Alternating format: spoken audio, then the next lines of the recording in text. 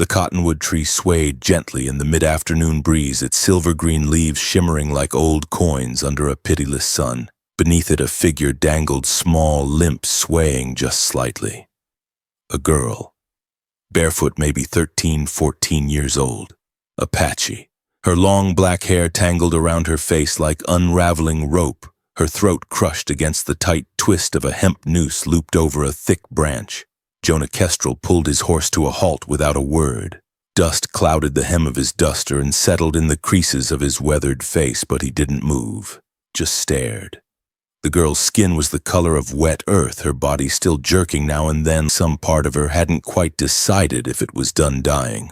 Crows watched from the branches. A crude sign had been hammered to the tree trunk, one letter split down the middle by a hatchet gash. Warning. Jonah's horse shifted under him, uneasy.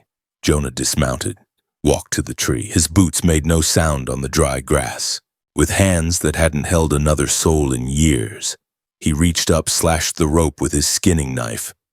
The girl dropped into his arms light as a half-filled grain sack. Her chest caved and rose, once shuddered, then stopped. He knelt, cradling her head, whispering nothing. Her lips were dry, cracked. Her eyes, still open, suddenly twitched. Then her mouth drew in a sudden wheezing breath like a bellows pulled from ice. Alive!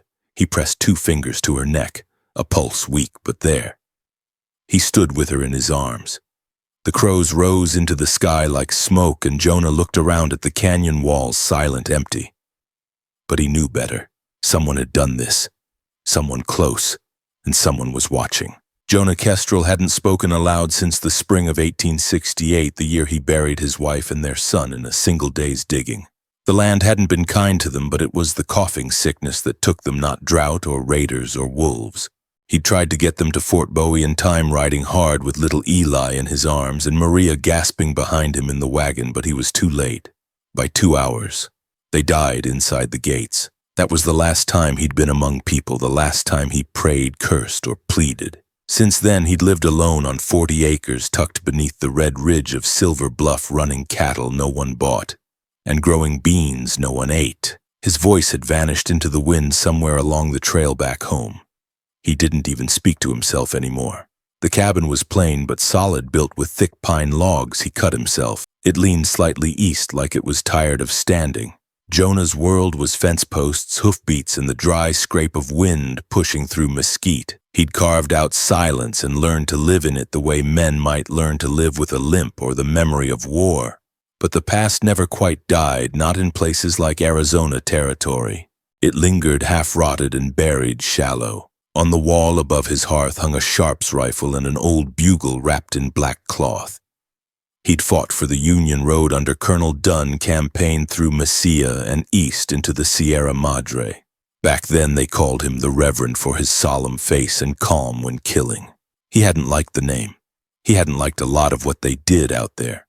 Jonah hadn't meant to come across that girl strung from the tree, but in truth he'd been riding that way because of a feeling. A dream had woken him the night before, not of gunfire or blood, but of his boy Eli standing barefoot at the edge of the canyon, pointing west, saying nothing, just pointing. So Jonah saddled up and rode out, no destination, letting the horse decide, and the horse had brought him to her. Back at the cabin now, he laid her on the straw bed in the corner, lit a fire-boiled water, ground some dried bark and willow. He wrapped her neck with strips of linen soaked in a bitter poultice and waited. Her breaths were shallow but steady. Her face, young and fierce, bore no tears. When she opened her eyes again, she flinched at him, not with fear but suspicion. Like she'd seen men like him before and knew better than to trust one. She said something in her tongue, sharp-clipped. He didn't understand it, didn't need to. She was alive. That was enough for now. He backed away slowly and sat across the room, staring into the fire. She watched him, didn't blink. That night the wind shifted. The coyotes didn't howl. And Jonah, staring into the flames, felt something move behind his ribs, a feeling he didn't recognize at first. Not pity, not fear, something older, something he'd buried. The girl didn't leave. For the first day she barely moved, just lay under the coarse blanket he'd thrown over her eyes, darting between the walls, the door, and him. When he approached, she shrank back, but she didn't run. She hadn't the strength. By the third morning she sat up.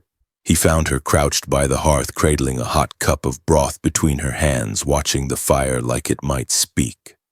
Her skin was still dusky with bruises where the noose had burned its ring around her neck.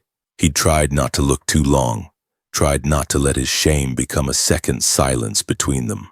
She didn't know his name and he didn't ask for hers. Still, he noticed the way she studied everything, the way she memorized the latch on the door, the dull shine of the carving knife, the distance from the cot to the saddle hooks.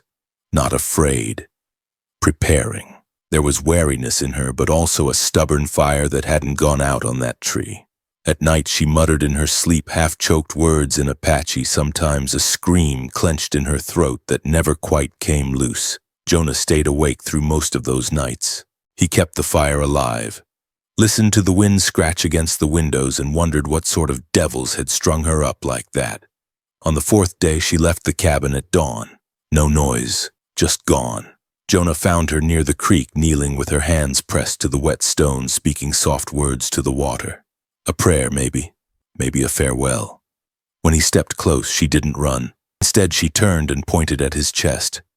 Then her fingers traced a line across her own neck, slow and precise. Jonah said nothing. Couldn't. She pointed again. At him, then the cabin, then herself. The message was plain. She knew he'd cut her down, and she didn't understand why. Neither did he. Later that day, she helped him mend the split-rail fence. She tied knots with a quiet skill that told him she'd been raised working, surviving. Not coddled. She worked in silence, but not avoidance. She accepted his presence like she accepted the wind or the sun, not welcome, not hostile, just there. That evening, she placed 3 stones in a line outside the cabin door. The next morning, the middle stone was gone. He never saw her take it. It became a pattern.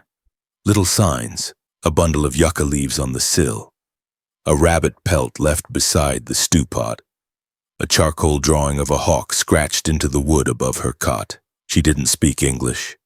He didn't speak at all. But something passed between them anyway, like smoke between branches. The girl was surviving. And with each passing day, so was something else in Jonah. One afternoon, while setting a snare together, she glanced up at him and pointed to the sky. A single hawk wheeled above. "We hopa," she said, tapping her chest. Then again slower, "We hopa." Her name. Jonah nodded, once lips pressed tight. He picked up a twig, broke it in half, then pointed to himself. "Jonah," he rasped. The word tore out like dry bark, sudden and cracked. She blinked, said it back. "Jonah." And he closed his eyes, the name echoing back into a place he thought had collapsed long ago.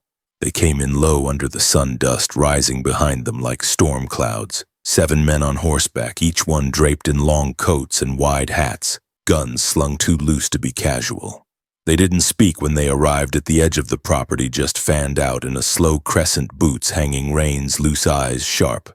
Their leader sat tall on a black gelding, white mustache braided with horsehair, a scar running the length of his cheek like a tear carved from stone. He wore a cavalry saber at his side, pure ceremony, and a bone-handled Colt strapped across his chest like a crucifix. Jonah knew him before the others even drew close. Silas Rigg. Captain Silas Rigg, former of the 3rd New Mexico Volunteers, now something colder.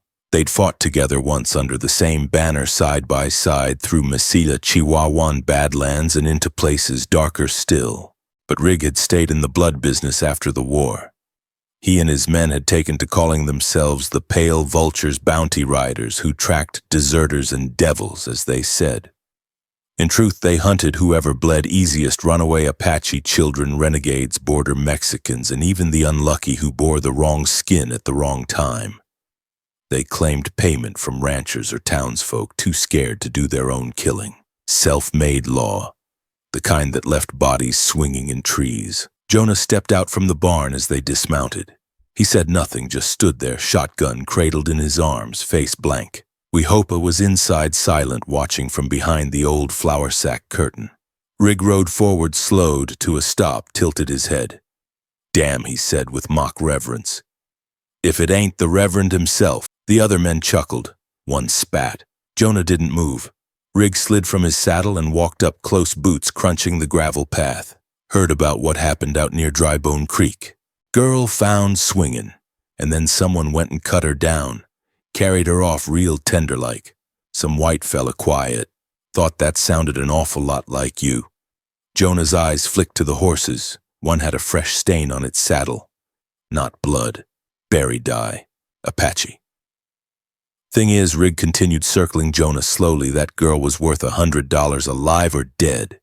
Dead was easier, but then some fool interfered. He stopped, leaned in. You ain't that fool, are you, Jonah? No answer. Rig chuckled. Didn't think so. You always were a man who knew when to keep his tongue. Shame about Maria. She had a sweet laugh, your wife. And that boy, what was his name? Eli. He looked up to you something fierce. Before the sickness got him. Jonah's jaw tightened, but he said nothing. Now, Rig said, stepping back, if that girl's not here, then you won't mind if we have a look around. Just to be sure. He raised his hand.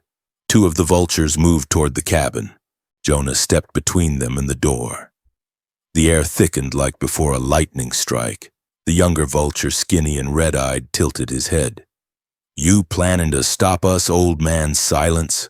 Then Jonah raised the shotgun a hair. Not enough to aim. Just enough to say don't. Rig smiled. We'll come back tomorrow, he said, turning to Mount, with a paper signed by the local judge. Territory law gives us rights over any hostiles, especially ones what already been sentenced.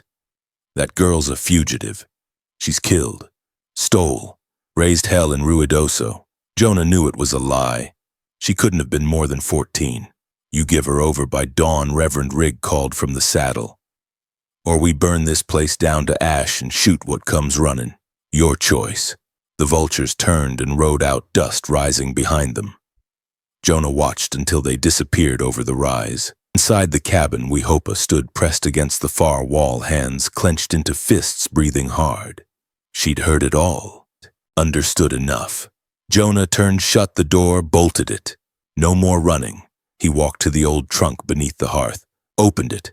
Inside lay a worn cavalry coat, a powder horn, 2 boxes of ammunition, and a long, leather-wrapped rifle.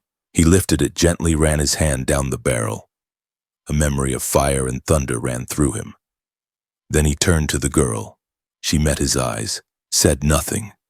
Didn't need to. Outside, the wind howled, carrying the scent of smoke from somewhere far off. Dawn wasn't far. And neither were they. The wind shifted just before midnight. It came down from the ridges in long, cold sighs, the kind that stirred the dry grass like whispers and bent the mesquite low. Jonah stood beneath the porch awning, eyes fixed on the horizon. The lantern inside the cabin was doused. Wehopa crouched near the hearth with the Sharp's rifle cradled in her arms, her breathing calm, her small frame motionless. She had taken to the weapon like it was a sibling, understood it faster than he'd expected. Maybe she'd seen others use them. Maybe she'd used one before. Jonah didn't ask. The land around the ranch was dark, but he knew the pale vultures were close. He could feel them. Not just in the silence of the coyotes or the strange hush in the pines, but in the way the cattle refused to bed, pacing the lower fence line, snorting. They were out there, waiting. He'd seen their type before, how they moved, how they hunted. During the war, they would sneak into Confederate camps under moonless skies, cut the throats of sleeping boys, and vanish before the morning bugle. Rig had been a tactician once. Cold, brilliant. He wouldn't ride straight in. He'd surround, wait, bleed the fear out slow. Jonah moved like a ghost through the outbuildings. He'd spent the afternoon digging shallow trenches, lining the path from the barn with broken glass from old jars, stretching a tripwire across the rear corral, hiding the stick bombs he'd built years ago for coyotes but never used. Now he planted them with shaking hands. Each breath hung in the air. At the north fence, he knelt beside the fence post and placed the small brass bell he'd taken from his wife's sewing kit, the one she'd used to call Eli in from the fields. Now it would ring different. A warning. Then he waited. The first gunshot came just past 3 in the morning. A crack like splitting firewood. It tore through the side of the barn, waking every chicken and cow in a mile. Jonah didn't flinch. He crouched lower, watching the tree line. Two shadows moved fast and low. Then a man's boot hit the tripwire near the corral and the homemade charge exploded, flaring orange and throwing dust skyward. A scream followed. Not a death scream. Just pain. A boy's voice, maybe 17. One of the newer vultures. Rig had brought fresh meat. Jonah stayed low, counted breaths. A second figure rushed forward, then dropped with a grunt as Jonah's shotgun roared, the blast lighting the fence posts like brief lightning. Silence, then gunfire from the trees. Wild, erratic. They didn't know where he was. Good. Jonah darted from one fence to the tool shed, reloaded. Bullets cracked into the walls, splintering wood. He peeked and fired once more, hit nothing but sent them ducking. Back inside the cabin, we hope awaited eyes on the door. She didn't shake. She didn't blink. Her fingers rested near the trigger, calm as Jonah's had once been in Mexico. Another explosion shook the earth, one of the powder kegs he'd buried beneath the cattle trough. Shouts rang out. A horse screamed. He caught a glimpse of Rig silhouetted against the flames, barking orders, waving that damn saber like it meant something. They weren't retreating. They were closing in. He ran to the porch just as a flaming bottle arced over the roof. It shattered against the west wall, sending fire licking up the logs. Jonah smothered it with a wool blanket, coughing smoke, while a second bottle broke through the back window. Fire spread fast, greedy. We hope screamed something he didn't understand and pointed behind him. A man was on the porch. Young bearded eyes wide. Jonah turned too late. The boy tackled him through the door and they crashed hard to the floor. The shotgun flew from his hands. They wrestled, fists slamming into flesh. The boy pulled a blade, but Wehopa stepped in and smashed the butt of the Sharp's rifle into his temple. Once. Twice. He fell like a dropped sack of wheat. Jonah groaned, rolled to his side. His ribs were on fire. The girl helped him up.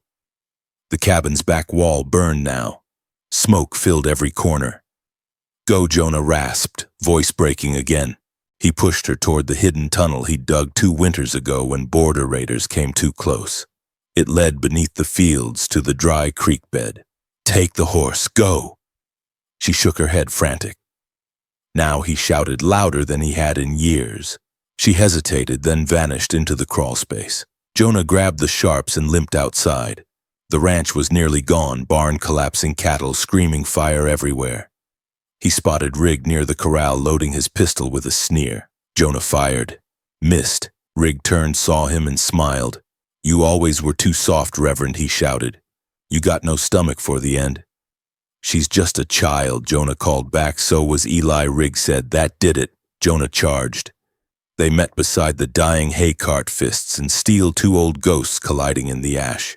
Rig was strong, cruel, and quick. He stabbed Jonah in the side, deep. Jonah fell, gasped. The world narrowed. But before the final blow came another sound cut through the smoke, a shrill, cutting cry like an eagle's. Wehopa. She had returned. She stood on the ridge above with Jonah's rifle aimed square at Rig. She fired. Rig spun, staggered. The round hit his shoulder, sent him crashing backward into the trough. He didn't get up. The other vultures, seeing their captain down, scattered into the trees. Some crawled, some ran. A few never rose at all. The ranch smoldered behind them. The last fence cracked and collapsed. Jonah fell to his knees. Blood soaked through his shirt, hot and fast. Wehopa ran to him, her hands trembling now.